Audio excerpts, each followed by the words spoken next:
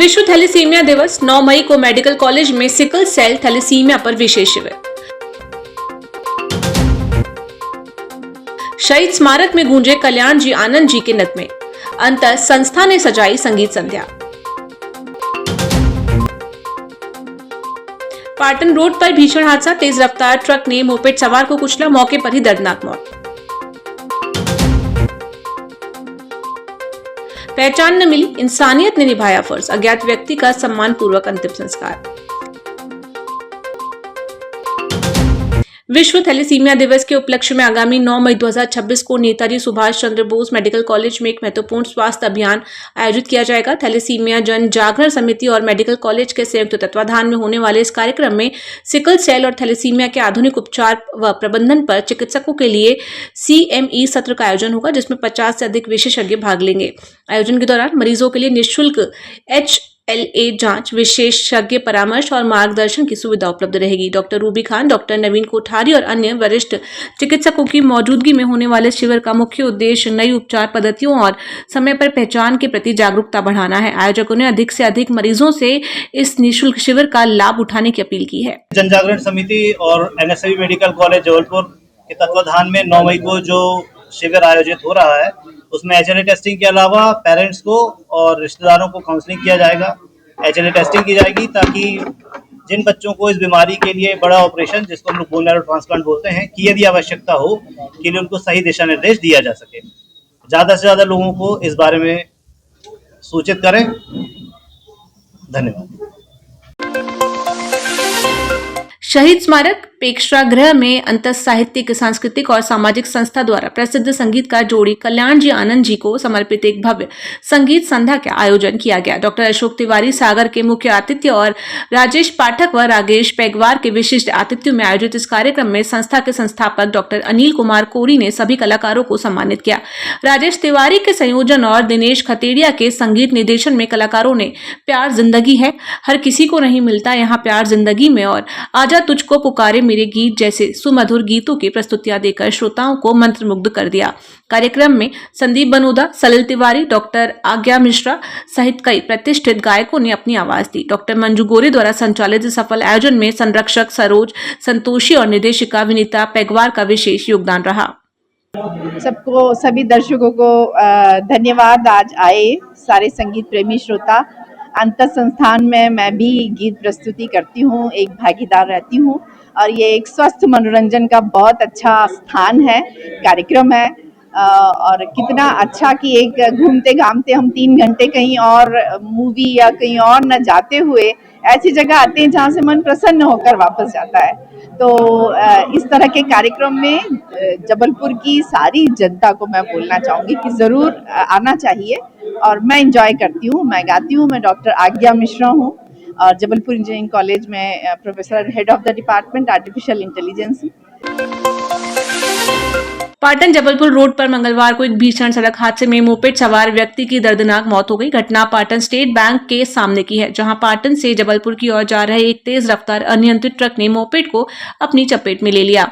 टक्कर इतनी जबरदस्त थी कि मृतक का शव पूरी तरह शत-विशत हो गया और उसने मौके पर ही दम तोड़ दिया। प्रारंभिक जानकारी के अनुसार मोपेड नरसिंहपुर जिले की बताई जा रही है और मृतक व्यक्ति सिवनी का निवासी बताया जा रहा है। हालांकि अभी तक उसकी आधिकारिक पहचान नहीं हो सकी है। पुलिस ने मौके पर पहुंचकर ट्रक को कब्जे में ले लिया और शव को पोस्टमार्टम के लिए भेजकर मृतक के परिजनों की तलाश शुरू कर दी है।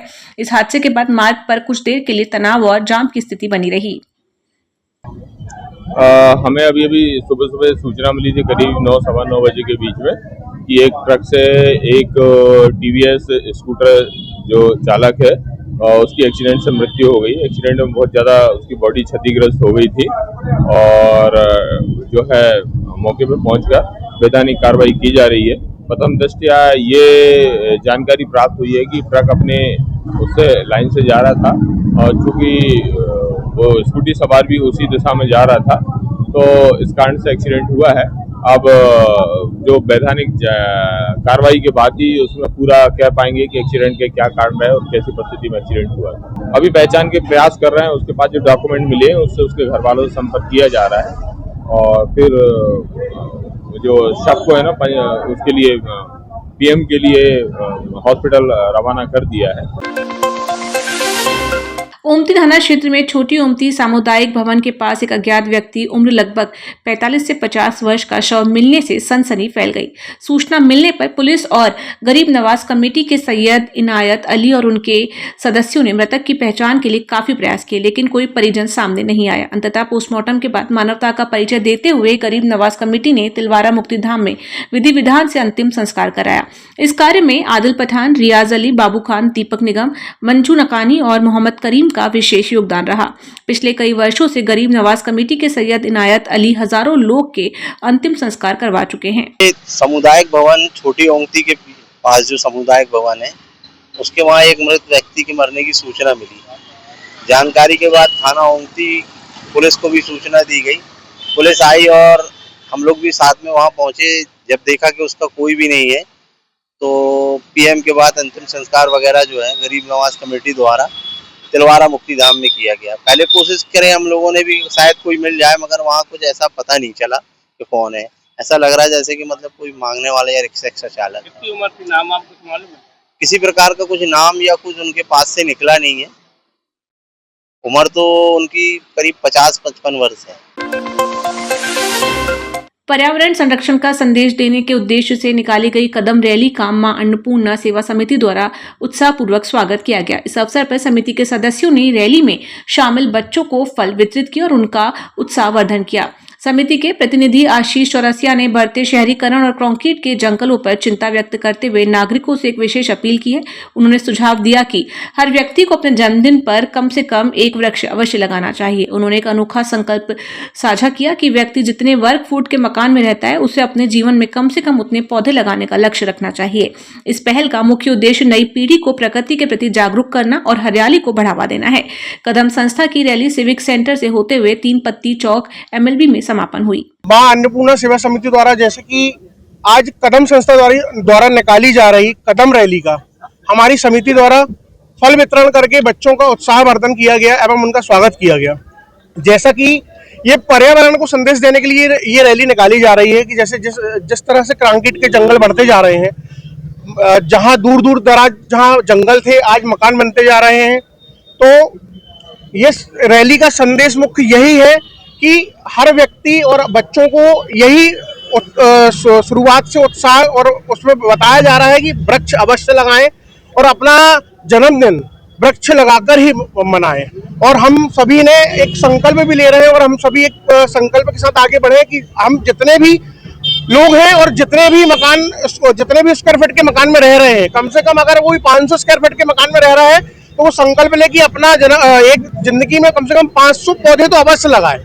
जो जितने स्क्वायर फीट के मकान में रह रहा है वो कम से कम उतने पौधे एक बार अवश्य लगाए। कलेक्ट्रेट परिसर में मंगलवार को उस वक्त हड़कंप मच गया जब एक युवक ने खुद पर मिट्टी का तेल छिड़ककर आत्मदाह की कोशिश की। मौके पर तैनात सुरक्षा कर्मियों ने मुस्तैदी दिखाते हुए युवक को हिरासत में लिया, जिससे अनहोनी टल गई। पीड़ित युवक का आरोप है कि क्षेत्रीय पार्षद और उनके सहयोगियों ने उसकी करीब 2 एकड़ पुश्तैनी जमीन के दस्तावेज जबरन छीनकर करीब 40 लाख रुपए में बेच दिए। युवक ने बताया कि वह लंबे समय से न्याय के लिए दफ्तरों के चक्कर लगा रहा है, लेकिन कार्रवाई के बजाय उसे जान से मारने की धमकियां मिल रही हैं। घटना की गंभीरता को देखते हुए कलेक्टर ने तत्काल मामले की जांच के आदेश दिए हैं और निष्पक्ष कार्रवाई का भरोसा दिलाया। प्रशासन की सक्रियता के बाद युवक को शांत कराया गया, लेकिन इस घटना ने भूमाफियाओं और रसूखदारों के आतंक को एक बार फिर से उजागर कर दिया है। मनीष पटेल, सिद्धार्थ गौतम ने मिलकर मेरे साथ धोखाधड़ी की, मेरे साथ ओरिजिनल दस्तावेज छीन लिए और मुझे मनीष पटेल के माध्यम से आए दिन यहाँ वहाँ धमकियाँ मिल रही हैं और कंप्रोमाइज़ के नाम पर मुझे धोखा दिया गया है। तो मुझे न्याय चाहिए और सख्त से सख्त, और मेरे काफ़ी स्टे लगे होने के बावजूद, आवेदन लगे होने के बावजूद इन्हें नामांतरण करवाया तहसीलदार को पैसे देकर।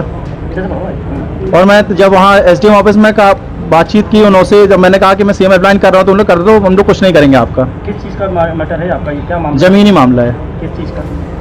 मैंने ज़मीन खरीदी थी संजीवी नगर रमेश काजी से, कुछ पेमेंट उसकी बाकी थी, रमेश काजी ने धोखे से मनीष पटेल को रजिस्ट्री कर दी। क्या वजह है कि आज बैठ करके आपको धन कलेक्टर की गाड़ी के सामने बैठ? मैंने CM हेल्पलाइन की इसकी शिकायत की, कोई कार्रवाई नहीं की, कहीं से की जा रही। संजीव थाने में भी की तो मेरे जो बयान हुए थे अस्पताल में वो तक झूठे कर दिए गए। तुमने कंप्रोमाइज़ कर लिया, बात कर ली है, और मैंने ऐसा कुछ नहीं किया। मेरे पूरी बाइट्स, मेरे पास पूरे आवेदन है उसके।